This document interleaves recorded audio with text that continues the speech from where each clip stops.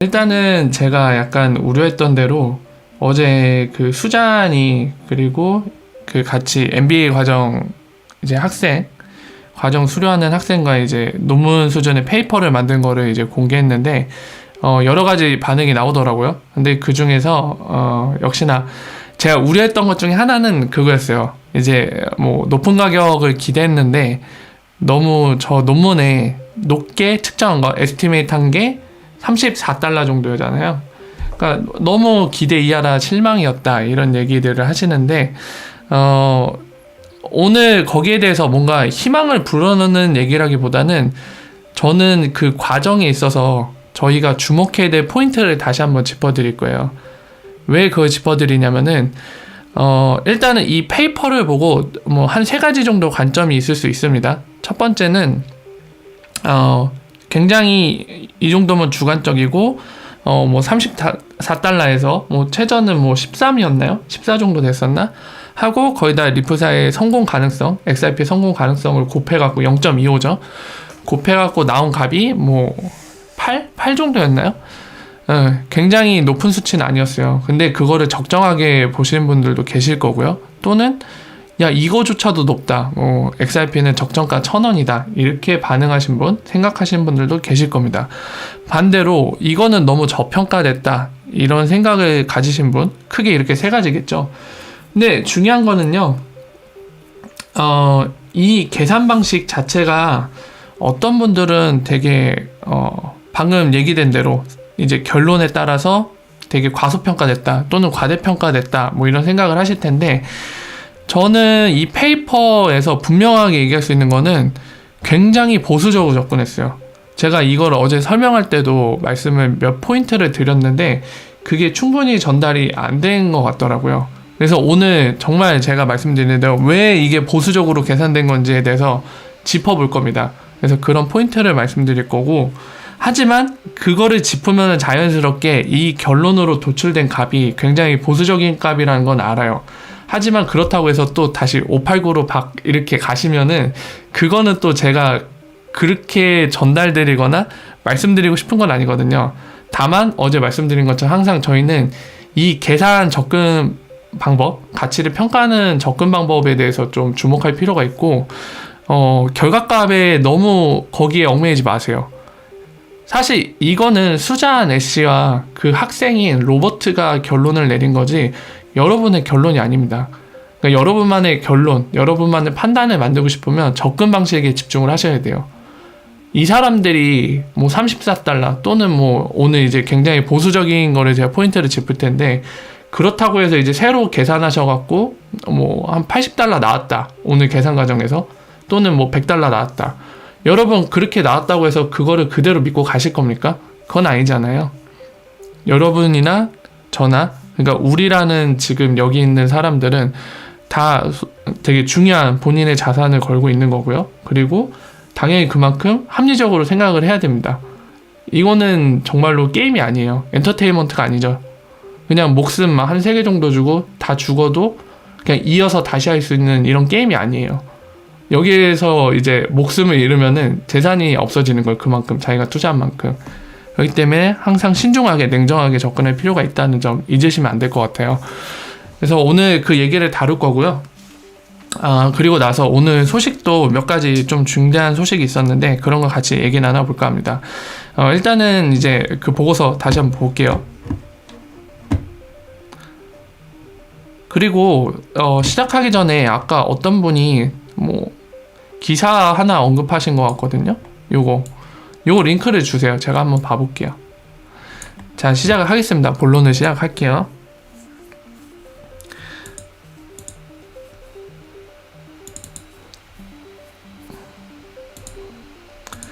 자, 보고서를 다시 꺼내오고 얘기를 나눠보죠. 자, 일단은 우리가 기억할 게 자, 여기에서 계산 방식을 다시 한번 짚을 필요가 있는데요. 평가 방식을. 자, 결론적으로 그 XRP 하나당 가격을 본인들이 이제 정량적으로 숫자로 만들어내기 위해서 사용한 거는 근본적으로 요겁니다. 여기도 써있죠. 밸류, 가치인데 퍼 유닛이잖아요. 개당이에요. 개당가치.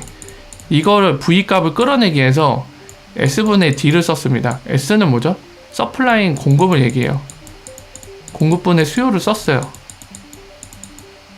네. 그래서 한 개당, XRP 한 개당의 그 가치를 끌어냈는데, 이 S랑 D 값을 끌어내기 위해서 어제 저희가 같이 봤지만은 이 여러 가지 정의를 하죠. 그 디맨드라고 부르는 수요와 그리고 서플라이라고 부르는 그 서플라이를 어떤 식으로 정의할 수 있는지 이제 설명을 하면서 필요하다면 몇 가지 가정을 해서 끌어냅니다. 그렇죠? 자, 보면은 어디 갔어? 네.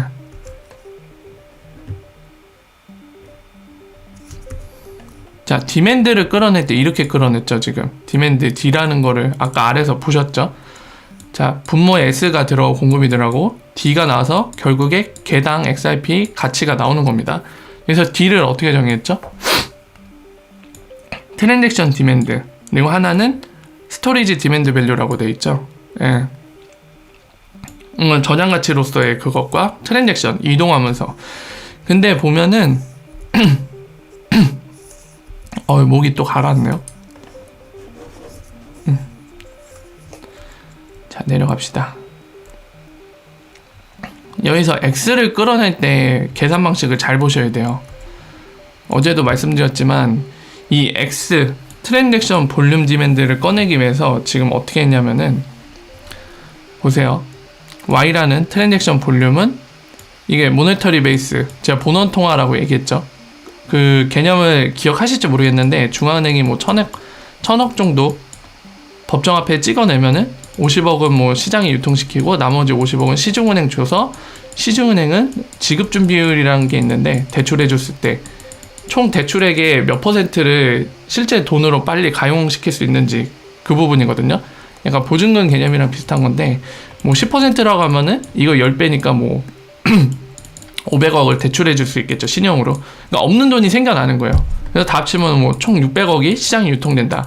이런 개념들을 본원통화라고 말씀을 드렸습니다. 저 모니터리 베이스라고. 그래서 이거를 도출하는 거 보면 이 돈의 흐름과 이 총 시장에 풀려있는 대출까지 신용까지 포함해서 풀려있는 것들 이거 두 개를 곱하면 바로 트랜잭션 볼륨이 된다는 거죠. 당연히 그럴 수밖에 없죠.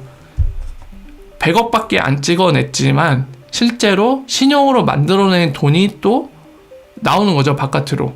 이 50억은 지급준비율로 이제 들어가 있을 거 아니에요. 은행 계좌에. 그리고 500억은 대출이 돼서 고객, 개인이든 아니면 기업이든 이런 주체들에게 이런 객체들, 엔티티라고 표현해야 될까요? 그러니까 아무튼 기업이든 개인이든 그 사람들한테 이 500억까지 대출이 돼서 없던 돈이 생겨나잖아요. 그러니까 어떻게 보면 이거 돈은 총 돌아다니는 돈의 양이에요. 그러니까 돈의 흐름, 빠르기죠. 회전하는 빠르기. 당연히 둘을 곱하면 실제 트랜잭션 볼륨이 나오겠죠. 네. 이게 V라는 게, 대문자 V라는 게 빨리 회전할수록 500억의 돈이 하루에 한 번만 회전한다. 그러면 트랜잭션 볼륨 당연히 500억밖에 안 되겠죠. 근데 요 V가 빠르다. 그럼 뭐 1000억도 될 수 있고, 실제 돈은 500억밖에 없지만 빠르게 돌면은 데일리 볼륨이 뭐 1000억이 될 수도 있겠죠. 뭐 그 이상이 될 수도 있고요. 자, 그래서 이렇게 계산한 다음에 이 사람이 어떻게 했냐면은, 자, Y 값을 이렇게 놓고 치환을 했어요. V를 T라는 걸로 치환을 합니다. 어제 설명드렸죠. 이 역수값이라고 여기 설명이 되어 있죠. V에 돈의 흐름의 역수값, 그걸 해갖고 이렇게 치환해서 YT라는 걸 만들어서 바로 X라고 합니다. X는 뭐죠? 다시 한번 확인해보죠. 보시는 것처럼 트랜잭션 디맨드 밸류라고 정의가 되어 있습니다. 근데 여러분들 여기에서 한 가지 짚고 넘어갈 거, 어제 설명하면서 아마 전달이 됐을 거라 생각했는데 몇몇 분들한테는 전달이 안 된 것 같아요. 지금 이런 방식의 계산에는 뭐가 빠져 있냐면은 뭐만 포함되어 있냐면 이렇게 얘기할게요. 볼륨에 기반한 디맨드밖에 없어요. 볼륨에 기반한. 그러니까 여기에 누락되어 있는 게 뭐냐면은, 이 계산 방식에 명확하게 누락되어 있는 건 뭐냐면, 예를 들면 여러분들 기억하십니까? 데이비드 슈왈츠 거를 한번 꺼낼게요. 그 사람 걸 꺼내서 비교하면서 제가 말씀을 드릴게요. 어제 이거 설명하면서 그 궁금하시지 않았어요?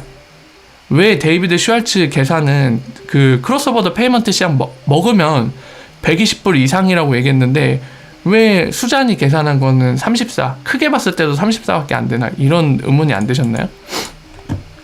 아마 드셨을 겁니다. 그래서 거기에 대해서 제가 지금 말씀을 드리는 거예요. 비교를 하면서 말씀을 드릴게요. 목이 또 아프네. 어제 3시간 했더니 다시 목이 아파졌네요. 저 좀 미리 사전에 양해를 좀 부탁드릴게요. 이따가 잠깐 쉬는 시간 가질게요. 제가 스트레이트로 막 2시간, 3시간 얘기하면은 다음날부터 급속히 목이 또 아파지더라고요. 그래서 중간에 잠깐 브레이크 타임 가지더라도 양해를 부탁드리겠습니다. 자, 다시 볼게요. 데이비드 슈왈츠가 얘기한 이 가치평가 모델.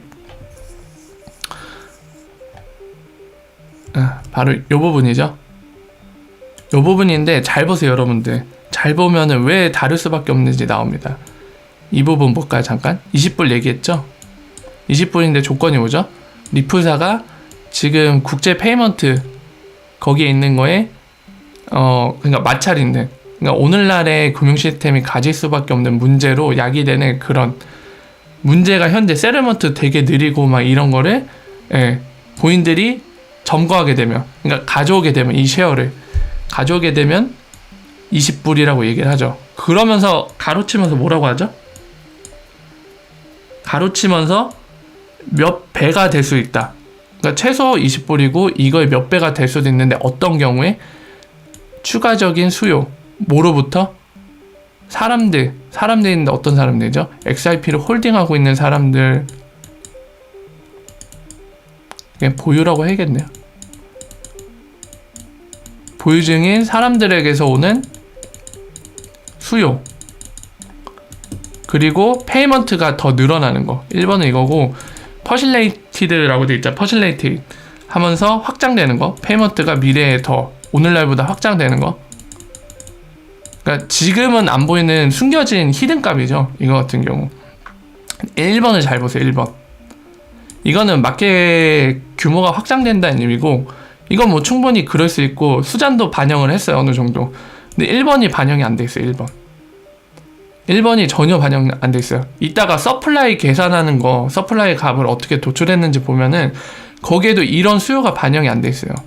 근데 중요한 거는 이거는 개인들 뿐만이 아니라 은행도 직접 보유하는 모델이잖아요. 리플사의 비즈니스 2단계가 은행이 직접 XRP를 들고 그거 갖다가 세틀먼트 하는 거잖아요. 홀딩이죠, 이것도. 지고 있다가 필요할 때만 딱 쓰는 거죠. 그죠? 이것도 홀딩입니다. 이런 수요가 반영이 안 돼 있어요, 지금. 그렇기 때문에 이 값이 다른 거죠.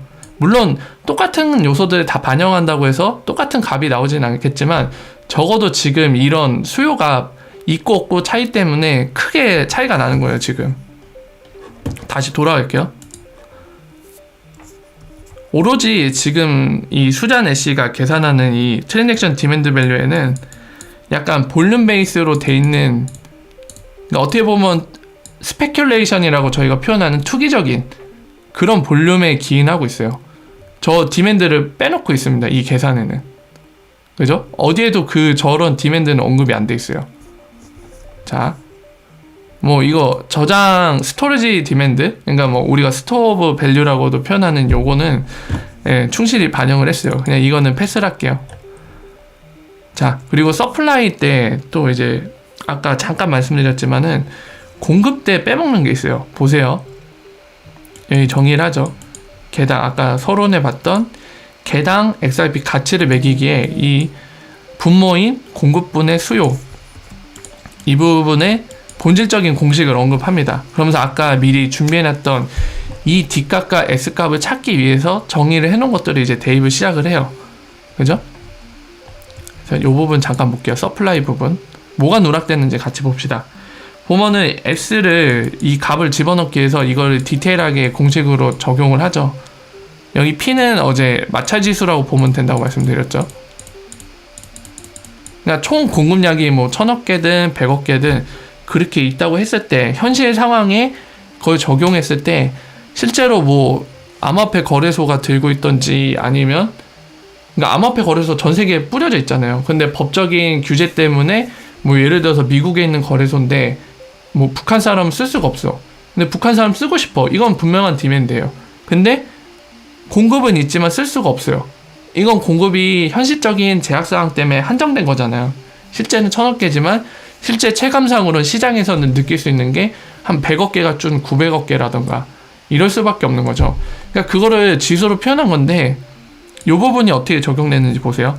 그러니까 지금 이 구조를 보면 분모에 이 마찰 지수가 높으면 이 분자값이 더 낮아지잖아요. 분모로 나누니까. 예를 들면 2라고 되면은 이 마찰 지수가 2라고 하면은 이 공급량이 절반으로 줄어듭니다. 2분의 1로. 그죠? 2분의 1로 줄어들면은 결국에는 개당 가치에는 2배가 돼요. 왜냐하면 분모로 들어갈 값이기 때문에. 이게 클수록 V는 작아지고요. 이게 작을수록 V는 커집니다. 네, 반비례 관계예요.